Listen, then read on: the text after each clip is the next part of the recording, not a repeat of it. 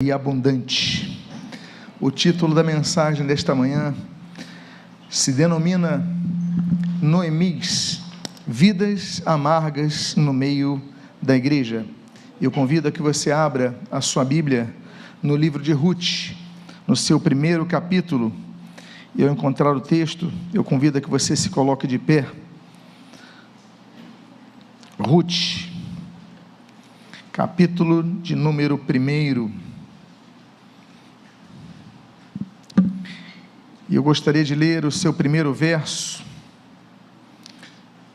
e a palavra de Deus assim registra: no dia em que os juízes julgavam, houve fome na terra de Israel, e um homem de Belém de Judá foi morar por algum tempo na terra de Moabe, com a sua mulher e os seus 2 filhos. Oremos. Pai amado, Deus bendito, lemos a tua santa e preciosa palavra, e pedimos, Deus, fala conosco nessa manhã. Abençoa a nossa vida, fortalece a nossa fé, dá-nos a tua direção. E o que nós pedimos, nós fazemos agradecidos em nome de Jesus. Amém e amém. Podem tomar os seus assentos. No dia que os juízes julgavam, homens levantados por Deus, houve fome na terra de Israel. A fome alcança a todos, sejam eles incrédulos, sejam eles crentes, sejam eles pessoas firmadas no Senhor, sejam eles pessoas distantes do Senhor. Aqueles que moram, até mesmo, como diz o texto, eles moravam em Belém, até aqueles que moram em Belém, eles passam por fome. A Bíblia diz que a chuva cai sobre os justos e os injustos, assim como a peste cai a todos, a fome, a guerra, as pandemias, as dificuldades.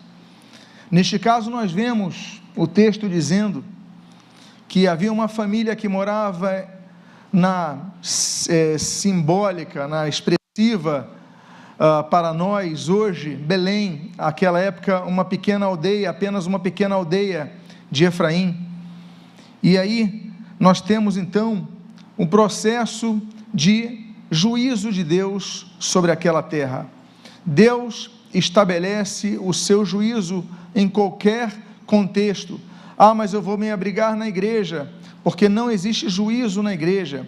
A Bíblia diz em 1 Pedro capítulo 4, versículo 17, que o juízo começa pela casa de Deus.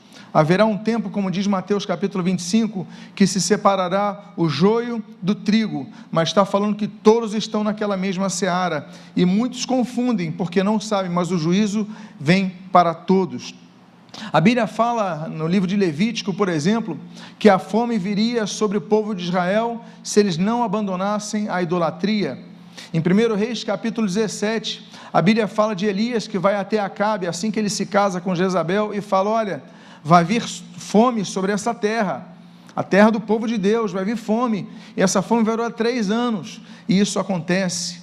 No livro de 2 Reis, capítulo número 8, nós vemos o sucessor de Elias, o Eliseu, ele vai até aquela mulher de Sunem, e fala: olha, vai vir fome sobre a terra, e ali a fome seria de 7 anos, o juízo vem para os que estão fora da igreja, o juízo vem para os que estão dentro da igreja. A rebelde Judá, Deus levantou Jeremias, o profeta de Anatote, para ali profetizar: vai vir fome sobre Judá. A Bíblia fala, levanta o profeta Joel, no capítulo 1, quando ele fala depois de uma peste de 4 tipos de gafanhotos: o cortador, o migrador, o destruidor e o devorador. Viria fome sobre a terra. A peste veio sobre o povo de Israel, e ali Deus então levanta esse homem. O fato é, meus amados irmãos, que nós devemos estar sempre firmes. O Senhor foi cantado aqui, há poucos minutos atrás, que não importam as circunstâncias que nós vivamos, não importam as tempestades que venham sobre nós, mas nós devemos permanecer firmes. Aquele povo então, a Bíblia diz que houve fome sobre a terra, e um homem de Belém de Judá foi morar algum tempo na terra vizinha de Moabe, com a sua mulher e os seus 2 filhos. E no versículo número 2, nós lemos: E este homem se chamava Elimeleque, e a sua mulher se chamava Noemi. Os seus filhos se chamavam Malom e Quiliom. Eram efrateus de Belém de Judá, e foram à terra de Moabe, e ficaram ali. Esse homem Elimeleque, ele tomou uma decisão: ou eu me migro, ou eu morro de fome. Há fome na minha terra, eu tenho que fazer alguma coisa. Eu tenho 2 filhos, tenho a esposa, eu tenho que tomar uma decisão. E ele então ele toma a decisão de cruzar o rio Jordão, ir para Moabe, porque ali sabia que não havia fome, havia possibilidade de comer, havia possibilidade de trabalhar, havia possibilidade de ter recursos, e muitos tomam decisões assim nas suas vidas, claro que tomam. Mas o que me chama a atenção nesse texto não é o fato da imigração em si, mas eu coloquei os termos em hebraico para que você entenda que há um problema nessa família, há um problema nesse casal, porque se você notar, o nome de Elimelech, Elimelech, Eli, Deus, Melech, rei, meu Deus é rei, que nome bonito. Ele se casa com uma mulher que se chama Naomi, que significa minha delícia. Uma pessoa muito desejada por seus pais, para os pais dar o nome dela de minha delícia, para os pais dar o nome dele de meu Deus é rei. São pessoas que são nascidas num contexto amável, um contexto muito bem-vindo. Mas quando nós lemos o nome que esse casal dá aos seus filhos, nós vemos que esse casal tem algum problema. Por quê? Porque eles colocam o nome do filho de Malom, e Malom significa doente, e colocam o nome do outro filho de Quiliom, que se chama fraqueza. 2 nomes que são sintomas de um momento da vida de Elimeleque e Noemi. 2 nomes que são sintomáticos: doente e fraqueza. Você daria um nome para o teu filho de doente? Para você chamá-lo todo, vem cá doente, doente vai para ali, doente vai para... Você não faria isso. Você chamaria um outro nome do teu filho de fraqueza? Ou fraqueza vem para aqui, ou fraqueza vem para aqui, ou fraco vem aqui? Você não faria isso. Não sabemos, e aqui só podemos elocubrar, que o nascimento dessas crianças estão dentro de um contexto de doença. Aquela criança, o Quiliom, Malom, provavelmente nasceu muito doente, e o outro nasceu muito fraquinho, e eles colocaram o nome disso. Mas o fato é que nós temos ali um problema, uma família que começa a transmitir no seu contato, na formação familiar, negatividade, ou fraco, ou doente, ou fraco, ou doente, ou fraco, ou doente. E eu te pergunto, essas crianças teriam uma tendência a crescerem com algum problema de autoaceitação? É claro que haveria essa possibilidade se amplificaria com isso, porque não apenas seus pais o chamariam de doente, mas os seus colegas chamariam doente, os seus amigos chamariam doente, chamariam de fraco. E aí nós então temos personalidades negativas que transmitem isso aos seus filhos. Existem, e aí os estudiosos dizem até que existem mais do que 4 tipos de temperamento, mas nós temos aquele, por exemplo, fleumático, como por exemplo de Abraão. Eu estou falando dos conceitos, dos 4 básicos. O melancólico, Abraão, capítulo 12 de Gênesis. O melancólico, como nós vemos em Moisés, capítulo 3 de Êxodo. Nós temos o sanguíneo, como nós vemos ali em Pedro, Marcos capítulo 16, Mateus capítulo 16, e nós temos aqui o colérico de Paulo, Atos capítulo 15. Nós temos 4 tipos de temperamentos, mas muitas vezes eles são amplificados pelo meio, pela forma como as pessoas o tratam, pela forma como as pessoas se comunicam com eles, e isso então gera e demonstra um problema naquela família. E o texto seguinte, no versículo 2, a Bíblia diz: eram efrateus de Belém de Judá. Versículo 3, e algum tempo depois, Elimeleque, o marido de Noemi, o texto ainda não entrou, eu vou reler ele, eram efrateus de Belém de Judá. Algum tempo depois, Elimeleque, o marido de Noemi, morreu, e ela ficou sozinha com os seus 2 filhos. Eles saíram de Belém, e eu coloquei outra palavra, Belém, Beit Lehem. Beit, casa, lechem, pão, casa do pão. Quando você sai da casa do pão, e é interessante notar que houve fome na casa do pão. Pão é alimento, houve fome. O pão não era suficiente, mas havia pão. O pão não era suficiente para todos, mas havia uma possibilidade, mas havia fome na terra. Ou seja, até aquele pão era minguado, era disputado por aquela população. Nem todos imigraram, mas era muito mais difícil. Eu quero dizer que uma das crises da igreja evangélica que nós vemos nos dias de hoje é a falta do oferecimento de pão nos púlpitos. Muito se oferece nas igrejas. Nós temos, e glória a Deus pelos maravilhosos louvores, nós temos glória a Deus pelos momentos de oração, afinal Jesus falou que essa casa será chamada casa de oração. Nós temos, glória a Deus por isso, testemunhos que elevam a glória de Deus, que glorificam o Senhor, glória a Deus por isso. Mas uma coisa não pode faltar na casa do pão, que é o pão, que é o alimento.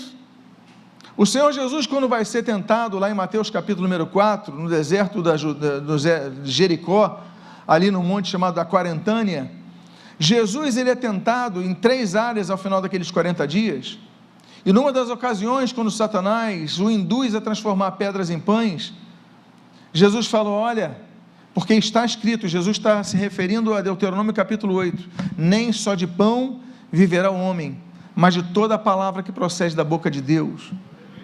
A igreja tem que pregar o pão, nós temos que ensinar a palavra de Deus. Tudo edifica, mas a palavra de Deus alimenta. E quando nós falamos que tudo edifica, o louvor edifica, quando o louvor é feito com base na palavra de Deus, porque até nisso nós temos que comentar, que nem todos os louvores são pautados na palavra de Deus, nem todos os louvores edificam, são vazios.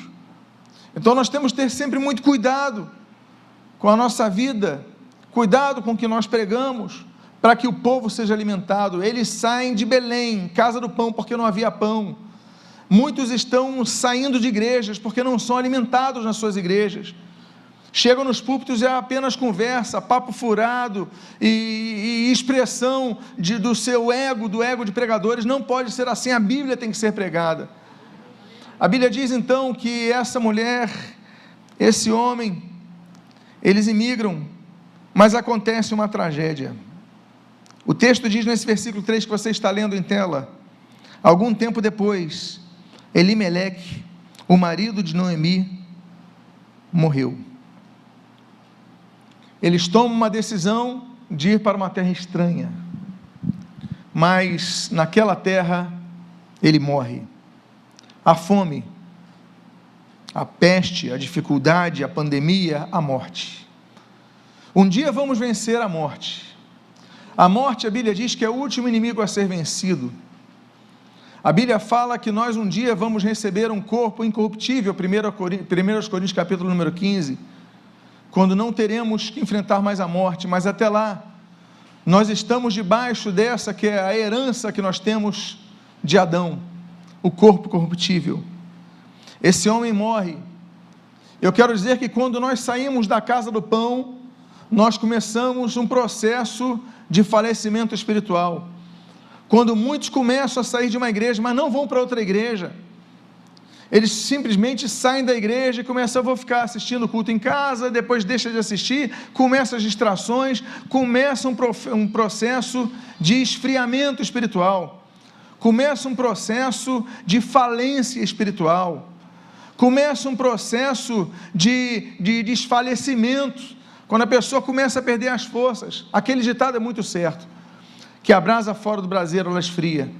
Quando começamos a deixar de frequentar os cultos, a participar da comunhão dos santos, a participar de ouvir da palavra de Deus, porque a Bíblia diz que a fé vem pelo ouvir, e ouvir pela pregação da palavra de Cristo. Nós devemos ouvir constantemente a palavra de Deus. Então nós começamos um processo de resfriamento. Veja você que eles saem de Belém, a terra do pão, a casa do pão, e esse homem morre. Muitos estão saindo e deixando os alicerces. O alicerce Mateus capítulo 6 da oração, o alicerce Salmo 119 da pregação da palavra de Deus, o alicerce Efésios 6 da fé em Cristo, da fé da solidez no fundamento de Cristo, 1 Coríntios capítulo 3, nós não podemos abandonar os alicerces, como por exemplo, o do congregar-se na igreja, Hebreus capítulo 10, versículo 25, devemos estar sempre firmes, para que a morte não se nos acometa.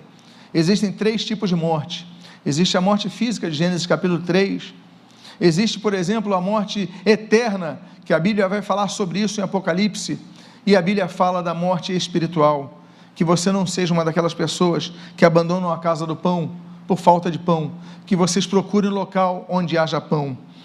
A Bíblia diz então no versículo número 4,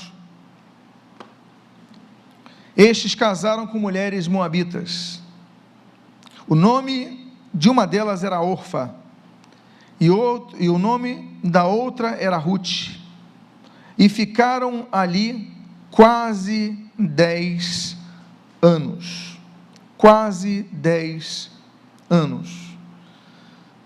Os seus filhos então se casam com mulheres daquela região de Moabe, e ali ficam quase 10 anos, o número 10 é expressivo, é o número de fácil memorização, nós não podemos nos esquecer das coisas que são número 10, porque fácil, apenas abrir as 2 mãos, nós temos ali os 10 dedos para memorizar cada uma das coisas.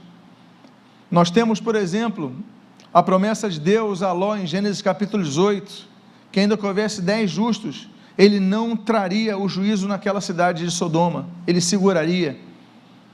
A Bíblia fala, por exemplo, das 10 pragas no Egito, nos capítulos 7 ao 10 de Êxodo, nós temos 10 pragas, podiam ter 9, podiam ter 11, Deus mandou 10, ali no Monte Sinai, Êxodo capítulo número 20, Moisés recebe uma tábua, 2 tábuas, e naquelas tábuas, haviam quantos mandamentos? 10 mandamentos, agora se eu te perguntar quantos são os mandamentos da lei mosaica, você não vai responder 10, porque são 613, mas por que nós falamos 10 mandamentos, não falamos 613 mandamentos de Moisés?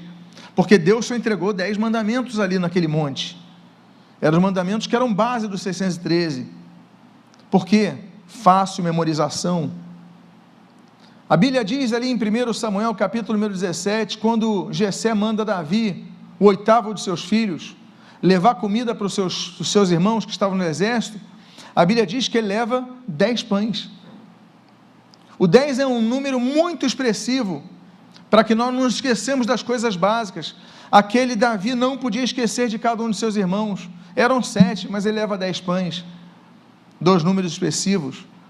A Bíblia fala em Mateus capítulo 25, por exemplo, da parábola das 10 virgens, que deviam se guardar para aquele noivo. A Bíblia fala em Lucas capítulo 17, sobre aqueles 10 leprosos que são curados. O 10 então é um número expressivo, eles ficam naquela região, por 10 anos, cerca de 10 anos, ou seja, há um tempo determinado para todas as coisas debaixo do céu, como diz Eclesiastes capítulo 3, há um tempo determinado, eles passam por uma situação, uns 10 anos distante de sua casa, Noemi, Malom e Quilion, mas são 10 anos que Deus permite que passem, não sabemos quanto tempo Deus permitirá que nós passemos por algumas circunstâncias, o importante é que estejamos firmados nele, seja 1 ano, sejam 2 anos, sejam 10 anos, sejam 40 anos, que Deus permitiu a Israel peregrinar pelo deserto. No versículo número 5, nós lemos, depois morreram também Malom e Quilion, os 2 filhos de Noemi, e assim, ela ficou sozinha, sem os 2 filhos, e sem o marido, ela ficou sozinha. A Bíblia fala que servos de Deus ficam sozinhos, mas será que eles ficam sozinhos? Será que Jonas, quando estava no ventre daquele grande peixe, em Jonas capítulo 1, estava sozinho? Será que José, quando estava na cisterna, em Gênesis capítulo de número 37, estava sozinho? Será que Jeremias, quando estava noutra cisterna, depois da prisão de Jeremias 37, no Jeremias 38, será que Jeremias estava sozinho? Será que Jesus, em Mateus capítulo 26, no jardim de Getsêmani, estava sozinho? Noemi não estava sozinha, ela perdeu o primeiro marido, 10 anos depois ela perde 2 filhos, não sabemos o motivo, o fato é que essa mulher de repente perde tudo o que tinha, e muitos vivem situações assim, eles estão bem na sua vida e de repente perdem o emprego, e quando falta o emprego, no primeiro dia que são despedidos, eles começam a ver, meu Deus, e minhas contas? Como é que eu vou pagar o meu aluguel no próximo mês? Como é que eu vou pagar a minha prestação no próximo mês? E ele começa a perder sono, e com a perda de sono começa a perder o seu humor, e com a perda do humor começa a perder a sua esperança, a sua energia, o seu ânimo, e com isso ele começa a perder a saúde, e com isso ele começa a perder a vida. Uma notícia de desemprego, e a morte quando vem, você diz, eu perdi tudo pelo qual eu construí, e você cai na situação de Noemi, um divórcio, você confiou numa pessoa, de repente essa pessoa só diz tchau, você deu a sua vida, você confiou a sua vida a uma palavra de alguém, que falou, eu vou estar contigo até o fim, e essa pessoa te abandona, e de repente da noite para o dia você fala, o que vai acontecer comigo? Como é que eu vou? E tem pessoas na igreja que vivem uma situação dessa, existem Noemis na igreja, mulheres e homens, que estão passando por essas fases terríveis, difíceis, que se postergam por mais dos 10 anos de Moabe. Eu quero dizer para vocês, meus amados irmãos, apenas uma coisa, o texto diz que ela estava sozinha naquele momento, mas Deus vai enviar pessoas para estar ao lado dela, e uma pessoa em especial. Você não está sozinho, meu irmão, você não está sozinha, minha irmã, porque ainda que você esteja, como diz o Salmo 23, no vale da sombra e da morte, mal nenhum você temerá. Por quê? Porque você sabe que Ele estará contigo. Diga à pessoa que está do seu lado, Deus está contigo.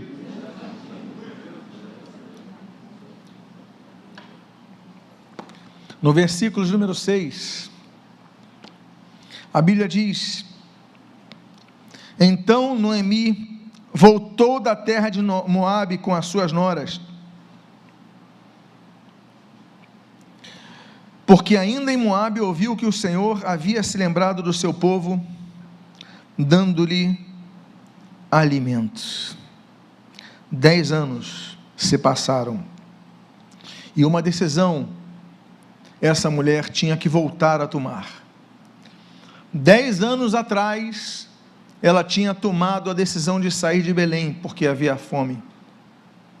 10 anos se passam, ela perde marido, ela perde filhos, e ela tem que tomar outra decisão. Eu não vou ficar aqui, eu vou voltar para a minha terra, lá eu tenho pelo menos parentes, lá eu tenho pelo menos amigos de infância, de juventude, eu não vou ficar aqui sozinha nessa terra. E ela toma uma decisão. Tomadas de decisão são tomadas difíceis, quando implicam em retornarmos a um lugar de onde nós saímos. Lembram-se, por exemplo, de Jacó, Gênesis 31, quando tem que retornar à casa de seus pais.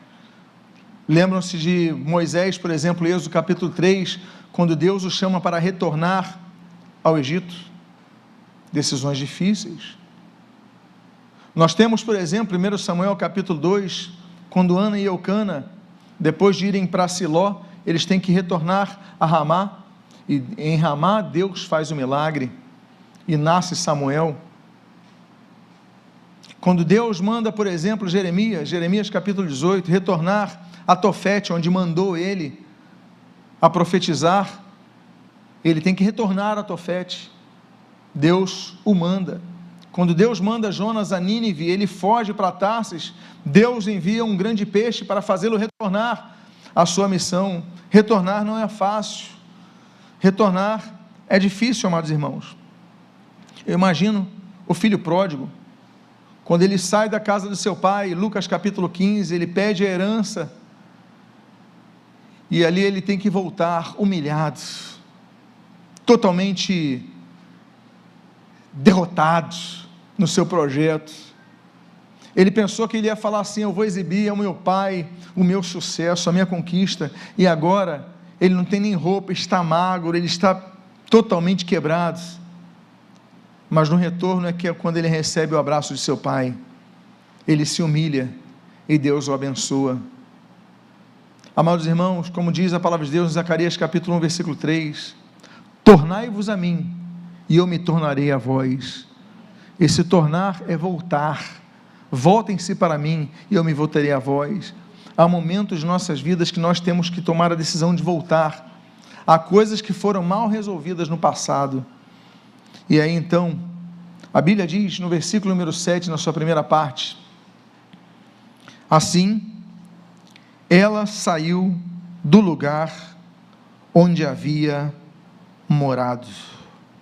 Ela saiu do lugar onde havia morado. Ela tomou a decisão: eu vou sair. Tomada de decisões são necessárias a todos nós cristãos. A Bíblia diz, Êxodo capítulo 32, Moisés: quem é do Senhor, vem até mim, mas vocês se decidam. Josué capítulo 24, o sucessor de Moisés, ele diz: olha, escolhei hoje a quem servais, eu e a minha casa serviremos ao Senhor. 1 Reis capítulo 18, Elias diz: até quando cocheareis entre dois caminhos? Se Deus é o Senhor, seguiu; se Baal, seguiu. Sigam quem vocês quiserem, façam o que vocês quiserem, mas se decidam. Vocês não podem cochear entre dois caminhos, não podem ficar indecisos. Vocês estão na casa do Senhor, então sirvam ao Senhor. Vocês se dizem cristãos, então sejam luz do mundo. É o que o Senhor Jesus ensina, o que o Senhor Jesus fala. Por isso que a decisão, quando ele vai encerrando ali aquele sermão do monte, aquele monte Eremos, próximo a Cafarnaum, próximo a Tábega, Jesus fala: olha, entrai pela porta estreita, largue a porta que vai dar para a perdição, estreito é o caminho para a salvação, mas nós temos que decidir. Ela decidiu, Noemi decidiu, e a Bíblia diz, no versículo 7, aí são vários textos, versículo 7, no final dele até o início do 8, versículo 9 ao 12 e o 13, diz assim, no texto que eu vou aqui pontuar, está em tela: e as duas noras estavam com ela, enquanto caminhavam, voltando para a terra de Judá, Noemi disse às suas noras: vão agora e voltem, cada uma para a casa de sua mãe. Elas, porém, começaram a chorar alto e lhe disseram: não, nós iremos com a senhora para junto do seu povo. Mas Noemi disse: voltem, minhas filhas, porque vocês iriam comigo? Vocês acham que eu ainda tenho filhos no meu ventre para que se casem com vocês? Voltem, minhas filhas, vão embora, porque sou velha demais para ter marido. E no versículo 13, no final dele diz: a minha amargura é maior do que a de vocês, porque o Senhor descarregou a sua mão contra mim. A minha amargura é maior que de vocês. Amados irmãos, muitos de nós somos pessimistas e vivemos fases assim, todos nós. Passamos por momentos que nós não conseguimos enxergar a mão de Deus que vai à frente de nós. Não conseguimos enxergar. Moisés, Êxodo capítulo 3, foi pessimista quando Deus falou para ele ir até, por exemplo, Faraó. O livro de Números, nós temos um relato dos 12 espias sendo 10 pessimistas: olha, vão devorar a gente, acabar com a gente. Por quê? Porque eles veem o que os seus olhos mostram, os fatos que os seus olhos mostram. Nínive foi vista com pessimismo por Jonas no capítulo 1. Jeremias, grande parte do seu ministério é um ministério pessimista. O pessoal não vai ouvir, não vai adiantar, não vai, mas Deus mandou, mas não vai adiantar. E ele chora, e ele não tem muitas vezes esperança, mas ele fala, ele obedece. Jeremias é um grande exemplo para nós. O fato é que essa mulher, Noemi, estava pessimista. Veja você, ela sai da sua terra por fome, e o marido morre. Depois de 10 anos numa terra estrangeira, os 2 filhos morrem. Ela quer voltar, mas ela perdeu a alegria. Há muitas pessoas que perdem a alegria. Nós devemos fazer como Davi. orando ao Senhor naquele salmo: Senhor, restaura em mim a alegria da salvação. E ela fala então: voltem para as suas mães. Tanto Orfa como Ruth tinham mães, não eram mulheres que estavam ali com Noemi porque não tinham outra opção de convívio, elas tinham mães, pelo menos mães, provavelmente outros parentes.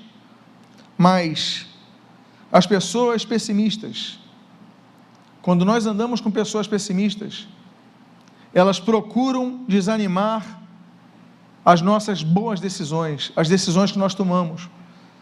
E elas então falou: olha, se isola mais, se isolem, eu vou me isolar mais, eu vou sozinha.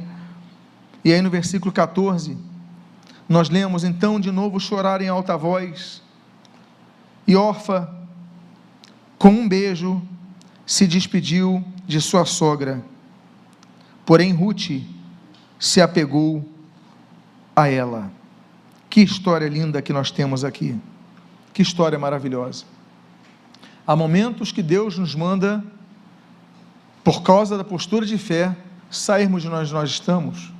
Gênesis 12, Abraão, sai da tua terra e da tua parentela, vai para a terra que eu te mostrarei. Gênesis 19, sai de Sodoma, é hora de sair. 1 Reis 19, Elias, sai da caverna.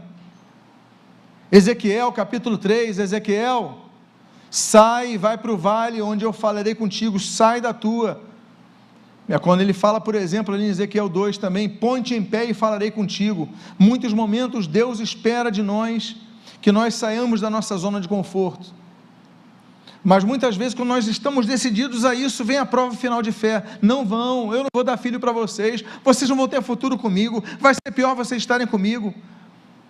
Noemi tinha uma visão muito negativa, e ela estava inundando Orfa e Ruth dessa negatividade, a ponto que a Bíblia diz: Orfa então sucumbe, e com um beijo se despede de sua sogra. Mas o texto diz: porém Ruth se apegou a ela. Seguir Jesus exige que nós percamos, muitas vezes, a estabilidade que nós temos, percamos amizades por seguir Jesus. Muitos perdem possibilidades de um relacionamento estável por seguirem Jesus, possibilidade de um casamento por seguirem Jesus, de um melhor emprego por seguirem Jesus, muitas vezes a própria vida por seguirem a Jesus. E a história da igreja está recheada daquela relação de mártires que morreram por amor a Cristo. Mas Ruth nos ensina que há pessoas que estão dispostas a irem até o fim. E a Bíblia diz no versículo número 15: então Noemi disse: veja, a sua cunhada voltou para o seu povo e para os seus deuses, vá você também com ela. A sua cunhada voltou para o seu povo e para onde? Para os seus deuses. Foi só ver a palavra de desânimo que isso daí desencadeou um processo de desestruturação completa em Orfa. Há pessoas que, quando andam com pessoas negativas, elas saem da igreja felizes, saem da igreja com fé, saem da igreja alicerçadas, saem da igreja bem certas do que querem. Aí chega uma pessoa que começa a desanimar: isso não vai dar certo, fulano desviou, Beltrano desviou, o outro não conseguiu, o outro morreu. Começa a desanimar a sua fé, e daqui a pouco você anda com uma pessoa pessimista na fé, você está seguindo outros deuses. Você tem que selecionar as suas amizades, a Bíblia ensina isso. Você tem que selecionar as pessoas com as quais você anda, tem que ter muito cuidado com o que entra no teu ouvido. A Bíblia diz: então a sua cunhada voltou para o seu povo e seus deuses. Mas só que olha só a infelicidade de Noemi. Essa mulher que era do povo de Deus, ela diz: vá você, Ruth, também com ela, faz o mesmo. São os maus conselheiros. Os maus conselheiros, Êxodo 32, fizeram com que o povo colocasse um bezerro de ouro ao sopé do monte Sinai. Nós temos Aitofel, tio de Davi, mau conselheiro, vai aconselhar Absalão e depois comete suicídio. 1 Crônicas 17. 2 Crônicas 22, Atália, má conselheira. A Bíblia diz que nós devemos evitar nos assentarmos na roda dos escarnecedores. Junto a maus conselheiros, devemos sair de perto deles, porque muitos acabam desanimando em suas vidas quando começam a andar, dar muito ouvido a eles. Una-se à brasa, una-se ao povo de Deus, fortaleça-se na palavra, ouça a palavra de Deus, ouça a pregação da palavra de Deus, estude, ore, viva uma vida com aqueles que buscam ao Senhor, para você se fortalecer, porque companheiro sou de todos aqueles que te temem e te amam. Nós devemos buscar os bons conselheiros, porque, como diz o apóstolo Paulo, os maus conselhos corrompem os bons costumes. Meus amados irmãos, a própria Noemi, ela representa pessoas dentro da igreja, da terra de Judá. Há pessoas dentro da igreja que estão dando maus conselhos para você. Ou você acha que somente fora da igreja pessoas são usadas por Satanás? Lembrem-se que no grupo intimíssimo de Jesus, quando Jesus estava no ambiente circunscrito aos seus discípulos, Jesus fala para Pedro: sai de retro, o quê? Satanás. Era o grupo íntimo, era o grupo próximo, era um grupo que estava junto, não era a multidão, e ali estava Satanás tentando fazer com que o projeto de Deus não fosse à frente. Meus amados irmãos, mas nós lemos a postura de fé. Então quero dizer para você, cuidado com o que você ouve fora da igreja, e cuidado com o que você ouve dentro da igreja. Até mesmo pastores podem dar maus conselhos. Pedro, discípulo, chamado por Jesus, deu mau conselho. Até pastores, até lideranças podem dar maus conselhos. Firma-te na palavra. É por isso que eu gosto tanto naquele texto dos Bereanos, de Atos capítulo 17, que Paulo estava pregando e eles iam na palavra conferir se o que estava sendo pregado de fato era assim. Agora, o versículo 16, ele nos mostra a resposta e a postura de Ruth. A Bíblia diz: porém Ruth respondeu: não insista para que eu a deixe, nem me obrigue a não segui-la, porque aonde quer que você for, eu irei, e onde quer que pousar, ali pousarei eu. O teu povo é o meu povo, e o teu Deus é o meu Deus. Ruth demonstra vidas transformadas. Eu gosto muito do caso de Maria Madalena, porque a Bíblia diz em Lucas capítulo 8, que ela estava possessa de 7 demônios, mas em João capítulo 19, ela está junto à cruz. João capítulo 20, ela está testemunhando sobre Jesus. Vidas transformadas.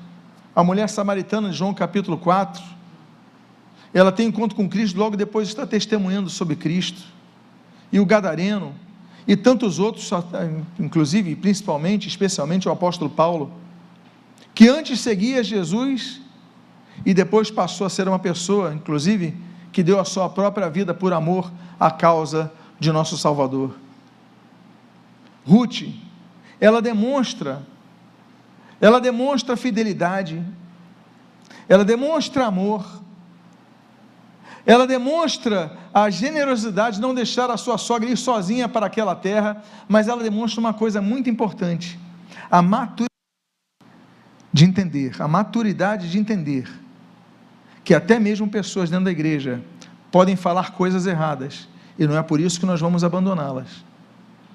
Ela falou: vai como órfã, volta a seguir os teus deuses. Ela: não, Ruth, olha, eu não vou seguir os outros deuses não, o teu Deus é o meu Deus. O que ela quis dizer? Que apesar do que você falou, você continua tendo Deus verdadeiro.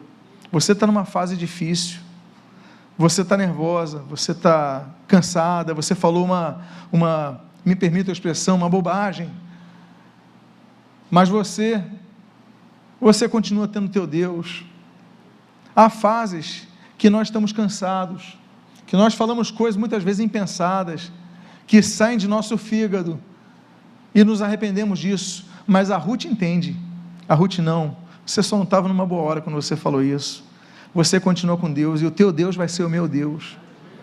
Olha que coisa linda em Ruth, que grande mulher que nós temos em Ruth. E a Bíblia diz então no versículo 19, então ambas se foram, até que chegaram a Belém, e aconteceu que ao chegarem ali, toda a cidade se comoveu por causa delas, e as mulheres perguntavam, essa não é a Noemi? Meus amados irmãos, 10 anos para Noemi, 10 anos para Noemi, indicaram uma mudança total na fisionomia dessa mulher. Vem cá, essa daí é a Noemi, 10 anos. 10 anos as pessoas mudam, claro, mas não mudam tanto a ponto de toda uma cidade deixar de reconhecer. Vem cá, essa daí é a Noemi que está chegando? Não pode ser. Está muito desgastada, está muito quebrada, está muito, não pode ser a Noemi, não é a Noemi que a gente, essa daí é a Noemi. Meus amados irmãos, nem sempre à volta nós vamos ter a recepção que nós gostaríamos de ter, mas o importante é que nós voltemos. Ela chegou a Belém. O que significa isso? Que é importante que você volte à igreja. Ah, mas como é que vão me receber? Eu já não vou ser o mesmo, eu cantava, eu tocava, eu evangelizava, agora eu me desviei, eu fraquejei, eu mudei, eu saí da casa do pão, e muitos têm vergonha de voltar à casa do Senhor. Eu quero dizer para você, volta para a casa do teu pai. Como Lucas capítulo 15, nós já citamos aqui o filho pródigo. O importante é que você volte. Aquele jovem que estava disputando comida na lama com os porcos, o importante é a decisão que ele tomou, levantar-me-ei e voltarei para a casa de meu pai, porque o pai está disposto a te abraçar, a mudar a sua roupa, a te calçar novamente, e colocar um anel novo nos seus dedos. Ele não esqueceu de você. Eu quero dizer, não importa se voltou uma outra Noemi, não importa se voltou um outro João, um outro Alfredo, uma outra Ana, não importa. O que importa é que você volte para a casa do Senhor. E a Bíblia diz no versículo número 20 e no versículo número 21, porém, ela lhes dizia, não me chamem de Noemi. Vocês lembram o que significa Noemi? Minha delícia. Não me chamem de Noemi, mas de Mara, porque o Todo-Poderoso me deu muita amargura. Eu coloquei o termo em hebraico ali, porque Mara significa amargura. Me chama de Mara, porque o Todo-Poderoso me deu amargura. Quando saí daqui eu era plena, mas o Senhor me fez voltar vazia. Por que então querem me chamar de Noemi? Se o Senhor deu testemunho contra mim, o Todo-Poderoso me afligiu. Pessoas pessimistas, quando não são curadas, elas continuam a perder grandes oportunidades na vida. Seja mais otimista, entenda que existem fases novas, que Deus está permitindo que você viva, e deixe aquele pessimismo no passado, viva algo novo. Ela viu a recepção das pessoas, ela viu o rosto das pessoas, e as pessoas estranhando, essa daí é a Noemi, ela sentiu o ambiente, que as pessoas estavam, ela falando, não sou mais Noemi não, não sou mais minha delícia não, eu tinha vigor quando saí, agora eu sou amarga, me chamem de Mara. Noemi se entrega, Noemi volta à casa do pão, a Belém, muitos voltam à igreja, mas voltam à igreja por quê? Porque tem fome, tem saudade de algo, mas não querem ser transformadas. É momento de você voltar, mas não é para você voltar a dizer, eu agora sou Mara, é dizer, meu nome é Noemi, eu tenho algo de bom sim, eu sofri na minha vida, eu sofri com desemprego, desestabilidade emocional, divórcio, doença, eu passei por dificuldades, mas eu estou voltando sim, porque tem esperança nessa casa, é a casa do pão, é a casa de vida, é a casa de renovação. Então mude a sua cabeça, porque muitas vezes o diabo quer, mesmo dentro da igreja, te ancorar, te encarcerar. Há pessoas dentro da igreja que estão encarceradas, Há pessoas dentro da igreja que estão acorrentadas ao passado.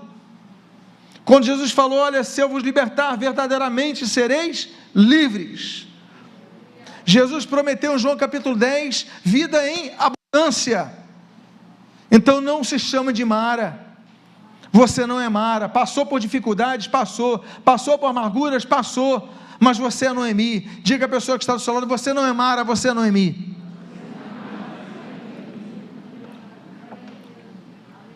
E eu concluo com o texto do versículo número 22. Foi assim que Noemi voltou da terra de Moabe com Ruth, sua nora, a Moabita, e chegaram a Belém no começo da colheita da cevada. Primeiro lugar, eu deixei para colocar o nome de Ruth em hebraico por último, porque talvez o nome de Ruth seja o nome mais ligado à história de uma pessoa, de todos da Bíblia, talvez um deles, um dos nomes mais coerentes com a pessoa que carregava esse nome, porque Ruth significa amizade. Olha que nome sintomático. Quando Noemi mais precisou, ela teve uma amiga que não a abandonou. O teu povo será o meu povo, o meu Deus será o teu Deus. Ela deixou a mãe para acompanhar a sogra, já sem ter marido. A Ruth agora também era viúva, mas acompanhou, e diz a Bíblia que ela vai para Belém no começo da cevada, ou seja, lá em Israel, março, abril que ela chega. O que importa aqui é que essa mulher, Ruth, ela acompanha Noemi, porque ela sabe que Noemi está doente. Eu não estou falando fisicamente. Ela continua pessimista, ela continua com dificuldade de aceitar o que passou na sua vida, ela continua enferma, e Ruth não a abandona. E o que eu acho bonito em tudo isso é que Noemi não entendia o plano de Deus,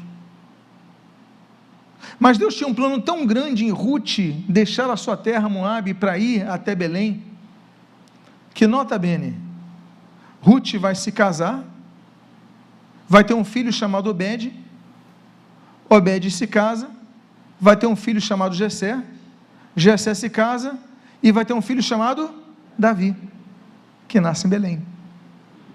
O rei Davi, de quem descenderá quem? Jesus. Ou seja, Jesus é descendente de Ruth, que se casa em Belém, porque decide acompanhar a sua sogra que estava adoentada. Eu finalizo dizendo que nós podemos enxergar, e como diz o ditado, o copo ou metade cheio ou metade vazio. O fato é que ele tem metade da água, mas a forma como nós enxergamos as coisas, isso pode dificultar mais a nossa vida, como pode facilitar a nossa vida. Eu quero convidar a você aqui, por favor, fique de pé, que eu quero fazer uma oração a você, que ainda não está curado, que ainda não está curada, de situações difíceis de seu passado. Eu sei que há pessoas aqui, e você que puder fechar os seus olhos, eu convido que assim você o faça, assim como você que está ouvindo essa mensagem na internet. Há pessoas nesse momento que estão ouvindo essa mensagem e que não estão curadas das decepções do passado. Doenças, desempregos, divórcios, abandonos, perdas. Noemi ficou amargurada, queria até ser chamada de outro nome, mas lembre-se que Deus coloca Ruth no seu caminho. Você voltou para a casa do pão, a igreja. Há pessoas na igreja que estão aqui para te abençoar, te ajudar, para você não caminhar sozinho. Você está aqui ouvindo a palavra de Deus que traz transformação de vida, porque Deus não se esqueceu de você. Eu quero orar por sua vida, a você que precisa de cura nesse momento. Se você é uma dessas pessoas, coloca a mão no seu coração. eu quero orar por sua vida. Pai amado, há várias pessoas aqui. Eu sei que há várias pessoas que ouvem essa mensagem. Senhor, não sei onde estão, não sei o que se passa com cada um, nem a história de cada um.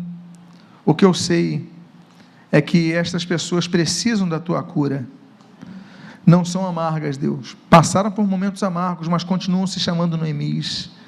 São preciosas para ti. Pai amado, o que eu te peço é pelas tuas misericórdias. Cura essas vidas. Envia Rutes. Envia teus discípulos, teus servos, tuas servas, para que abençoem essas vidas, para que tragam palavras de renovo, para que entendam que há bênçãos maiores que elas não estão enxergando. Jesus viria da casa de Davi, que foi bisneto de Ruth. Pai amado, nós te louvamos, nós te glorificamos, e nós te agradecemos pela tua palavra, e pedimos, Deus, traz cura nessa manhã. O que eu te peço, eu te agradeço em nome do Senhor Jesus, amém e amém. Vire-se para a pessoa que está do seu lado e dê uma palavra que abençoe vida, que renove vida. Diga assim: olha, você não está sozinho, você não está sozinha. Que Deus abençoe sua vida rica e abundantemente. Vamos orar ao Senhor, vamos fechar nossos olhos, vamos agradecer ao Senhor por essa palavra, que você possa encaminhar esse link a alguém que esteja precisando ouvir essa palavra, que você possa dizer: olha, Deus tocou no meu coração a tua vida, para que você ouça essa palavra. Pai amado, Deus bendito, nós te louvamos, nós te glorificamos, nós te agradecemos pela tua palavra que não volta vazia. Deus amado, há quantas Noemis na tua casa que se veem como Maras, há quantas vidas que estão amargas, que são pessimistas, que não conseguem enxergar que por trás de tantas situações difíceis a tua mão está ali presente para as abençoar. Eu peço, Deus, que em nome do Senhor Jesus, sejas com cada uma dessas vidas, com teu toque restaurador, aquele toque de Jesus que restaura, que traz cura, que traz alegria, que traz vida. Deus, restaura a alegria da salvação, restaura a esperança, restaura a fé. Abençoa as nossas vidas, e que, Senhor, nesse momento, cada vida que saia aqui deste local, cada vida que ouviu esta mensagem, saia deste momento renovada em Ti, e dizendo: eu vou mudar minha postura, porque tens enviado Rutes na minha vida, pessoas para me abençoar. Eu não tenho dado ouvidos a ela, tenho dado ouvidos àqueles que são negativos, aqueles que querem me ver distante de Ti. Não, Deus, eu vou dar ouvidos àqueles que querem me ver próximos a Ti, vivendo uma vida abundante, vendo o Senhor, conseguindo enxergar que há bênçãos maiores depois do deserto. São as tuas bênçãos que nós rogamos sobre nós, pedindo-os, Pai, que nos abençoes, nos guardes, e que tenhas misericórdia de nós, e nos cures. E o que nós pedimos, nós fazemos agradecidos, em nome de Jesus, amém e amém.